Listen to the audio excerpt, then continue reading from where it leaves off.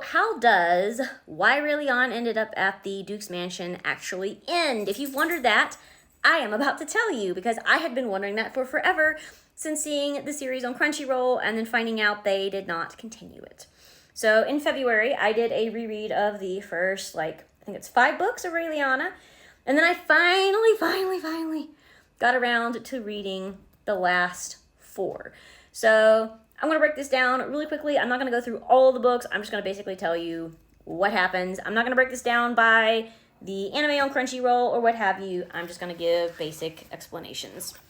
In the first book, we find out there is this girl from South Korea, and apparently she was shoved off a roof and perished, and she wakes up in this other world as Raeliana, but the catch is, Raeliana is a side character in a novel, and Raeliana is slated to be unalived.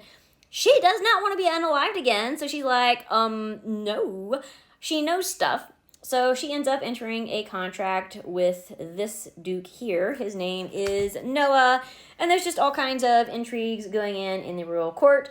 His brother is king of the land, and basically there is a power struggle between the old money people and new money people, and he's kind of at the heart of it, and Raeliana knows stuff about him. This entire time she's wondering, where is the FMC? Her name is Beatrice, and she's nowhere to be found. Time goes on, Raeliana ends up falling for the Duke. They're actually falling in love, both of them.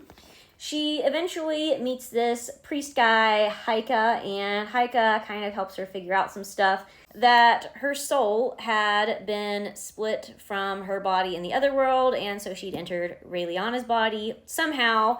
At the end of this, it is revealed that Beatrice is actually a villainess. Super spoiler, Beatrice is actually Raeliana's soul in Beatrice's body, because Raeliana, the actual Raeliana, realized that she was fated to die and she wanted to live. So the real Raeliana in Beatrice's body wants to unalive the new Raeliana, and the new Raeliana doesn't stand for it, and she unalives Beatrice. So when I finally finished this last one, I felt like I was going to go into a major book slump, even though this is a manual and not like a regular novel. I really didn't like how this ended. I expected something different. I was really shocked that she ended up unaliving Beatrice. I mean, there was some kind of prophecy that one of them had to perish. So she made the decision, and I mean, I'd rather her be around than Beatrice, but I was like really shocked about that. Plus, honestly, I was kind of expecting she would be returned to, our world or something like that. But no, she actually marries Noah. She's pregnant. They have a little girl.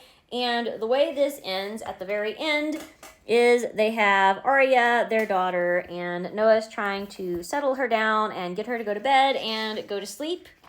And one of the characters found this book, this story about someone in the, actual world, like in Korea. And it is showing her and Noah, how that would be in, I guess, South Korea.